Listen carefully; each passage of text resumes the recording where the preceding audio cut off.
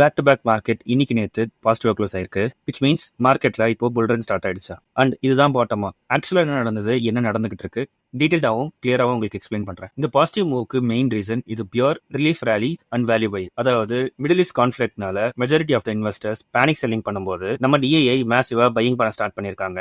Even FII தொடர்ந்து sell பண்ணியிருந்தாலுமே டிஏஐயோட ஸ்ட்ராங் பையிங் மார்க்கெட்டை ஹோல்ட் பண்ணிருக்கு. ஸோ இங்க என்ன நடந்திருக்கு அப்படின்னு பாத்தீங்கன்னா, this is purely liquidity grab. அதாவது மெஜாரிட்டியான investors especially retail investors panic ஆகி செல் பண்ணும்போது and retail stop loss hit ஆகி பேனிக் ஆகும்போது தான் டிஏஐ அவங்களோட thousands of crores of cheap மணியை ஈஸியா மார்க்கெட்குள்ள டிப்ளாய் பண்ண முடியும். அண்ட் அதுதான் இப்போ நடந்துகிட்டு இருக்கு. அண்ட் இப்போ இதுதான் இன்ட்ரெஸ்டிங்கான பார்ட். டிஏஐ ஏன் இப்போ சடனா இவ்வளவு ஸ்ட்ராங்கா பை பண்ணணும்? குளோபல் டென்ஷன்னால ஷூட் அப் ஆன crude oil price last few டேஸா கூல் டவுனால ஸ்டார்ட் ஆயிருக்கு. இந்த ரீசனால தான் நான் சப்ஸ்கிரைபர் குரூப்ல ஆல்ரெடியே க்ரூட் ஆயில பத்தி மென்ஷன் பண்ணியிருந்தேன், சேயிங் தட் க்ரூட் ஆயில் பிரைஸ்ல ஒரு புல் பேக் வரும் அப்படின்னு மென்ஷன் பண்ணியிருந்தேன். இப்போ அதுதான் நடந்துகிட்டு இருக்கு. இனிஷியலா வார் கான்ஃபிளிக்ட்னால க்ரூட் ஆயில் பிரைஸ்ல வார் பிரீமியம் பிரைஸ் ஆச்சு. And last few days especially last 2 டேஸா இந்த வார் பிரீமியம் சடனா ஃபேட் அவுட் ஆயிடுச்சு. அதாவது ப்ராஃபிட் புக்கிங் அக்ரெசிவா நடக்க ஆரம்பிச்சிருச்சு. But why? பிகாஸ் மார்க்கெட் எதிர்பார்த்த அளவுக்கு க்ரூட் ஆயிலோட சப்ளை அந்த அளவுக்கு டிராஸ்டிக்கா பிளாக் ஆகல. ஸோ இதை அண்டர்ஸ்டாண்ட் பண்ணிக்கிட்ட மார்க்கெட் உடனே ப்ராஃபிட் புக் பண்ண ஸ்டார்ட் பண்றாங்க. இந்த மாதிரி மார்க்கெட்ல ஒரு புல் பேக் வரும்ன்றதை நான் எப்படி சொன்னேன் அண்ட் இந்த புல் பேக்கை நான் எப்படி கன்ஃபார்ம் பண்ணேன்?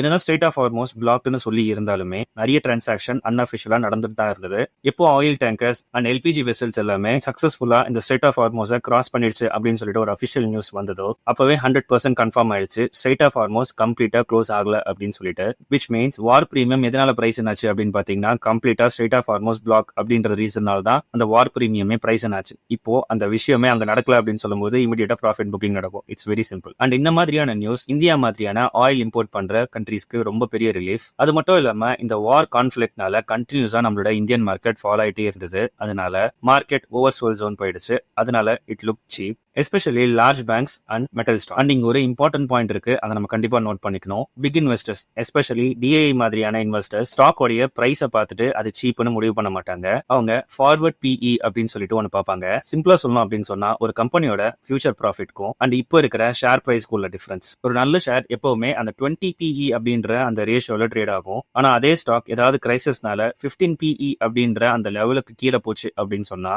இந்த பிக் இன்வெஸ்டர்ஸ் எல்லாருமே ஆல்கரிதம் யூஸ் பண்ணுவாங்க. ஸோ அந்த ஆல்கரிதம்ஸ் எல்லாமே இதை அண்டர் வேல்யூட் அப்படின்னு சொல்லிட்டு ஃபிளாக் பண்ணும். ஒன்ஸ் அது ஃபிளாக் ஆயிடுச்சு அப்படின்னு சொன்னா இமிடியேட்டா பை ஆர்டர் அது ட்ரிகர் பண்ணிடும். And this is called as PE compression. இது பாக்குறதுக்கு சூப்பரா இருந்தாலுமே இதுலயுமே நிறைய டிஸ்அட்வான்டேஜஸ் இருக்கு. இந்த டிஸ்அட்வான்டேஜஸ் என்னென்ன அப்படின்றத பத்தியுமே ஒரு வீடியோ நான் எக்ஸ்பிளைன் பண்ணியிருப்பேன். சேனல்ல இருக்கும், செக் அவுட் பண்ணி பாருங்க. ஸோ இந்த ரீசன்ஸ்னால தான் ஸ்மார்ட் மணியோட பையிங் இந்த வாட்டி ரொம்ப அக்ரெசிவா இருந்திருக்கு. அண்ட் இவங்க அக்யூமுலேட் பண்ண மெஜாரிட்டி ஆஃப் த ஸ்டாக்ஸ் நிஃப்டியில வெயிட்டேஜ் அதிகம் அப்படின்றதுனால ஆட்டோமேட்டிக்கா இண்டெக்ஸுமே ரைஸ் அப் ஆயிருக்கு. ஸோ இப்போ உங்களுக்கு புரிஞ்சிருக்கும் இது க்ரூட் ஆயிலோட பிரைஸ் கூல் டவுன் ஆனதுனால வந்த relief rally plus value buying.